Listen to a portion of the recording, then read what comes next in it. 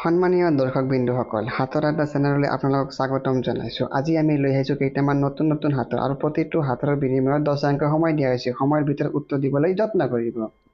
এতিয়া প্ৰথম প্ৰশ্নটো হ'ল, বুঢ়ীৰ ঘৰৰ ভিজা কথা সেইখন নহ'লেই ডাঙৰ লেঠা। ক'ব পাৰিবনে উত্তৰটো কি?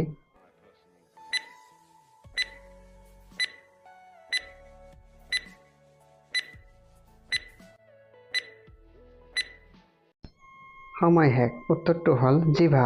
জিভা চিনি পাইছে নিশ্চয়। এতিয়া আমাৰ 2 নম্বৰ প্ৰশ্ন। ৰজাৰ ঘৰৰ কালি গাই উক পিয়ন দি মৰি যায়। ক'ব পাৰিবনে উত্তৰটো কি? প্ৰশ্নটো আকৌ এবাৰ কৈছোঁ। ৰজাৰ ঘৰৰ কালি গাই উক পিয়ন দি মৰি যায়। সময় শেষ। উত্তৰটো হ'ল কলগছ। এতিয়া 3 নম্বৰ প্ৰশ্ন আপোনাৰ মোবাইলৰ স্ক্ৰীণত। বাৰীৰ পিছৰ ৰঙা চৰাই মোক চাই চাই গালি পাৰে।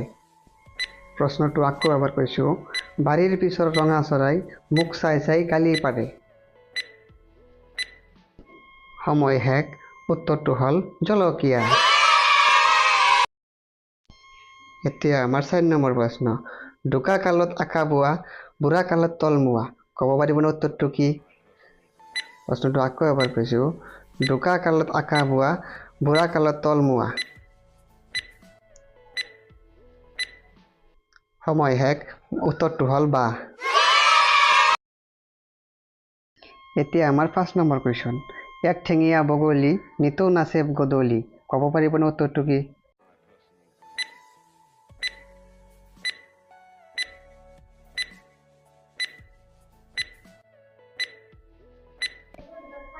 উত্তৰটো হ'ল বিচনী। এতিয়া 6 নম্বৰ কুৱেশ্যন আপোনাৰ মোবাইলৰ স্ক্ৰীণত।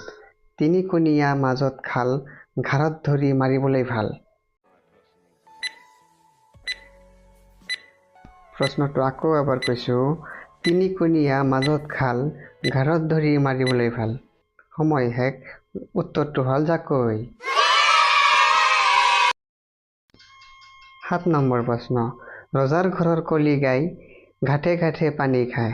ক'ব পাৰিবনে উত্তৰটো কি? প্ৰশ্নটো আকৌ এবাৰ কৈছোঁ। ৰজাৰ ঘৰৰ কলি গাই ঘাটে ঘাটে পানী খায়। সময় শেষ। উত্তৰটো হ'ল বৰশী। এতিয়া আমাৰ 8 নম্বৰ কুৱেশ্যন। পাত আছে ডাল নাই, কথা আছে মাত নাই। ক'ব পাৰিবনে উত্তৰটো কি? সময় আৰম্ভ।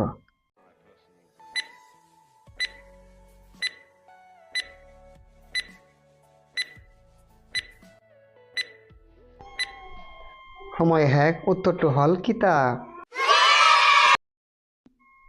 এতিয়া আমাৰ 9 নম্বৰ প্ৰশ্ন। পাতিৰ কাষে মাতিলে নাহে। ক'ব পাৰিবনে উত্তৰটো কি?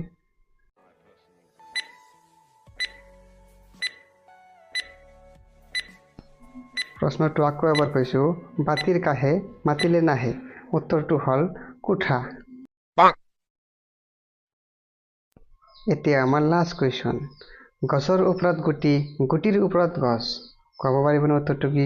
সময় আৰম্ভ। প্ৰশ্নটো আকৌ এবাৰ কৈছোঁ। গছৰ ওপৰত গুটি, গুটিৰ ওপৰত গছ।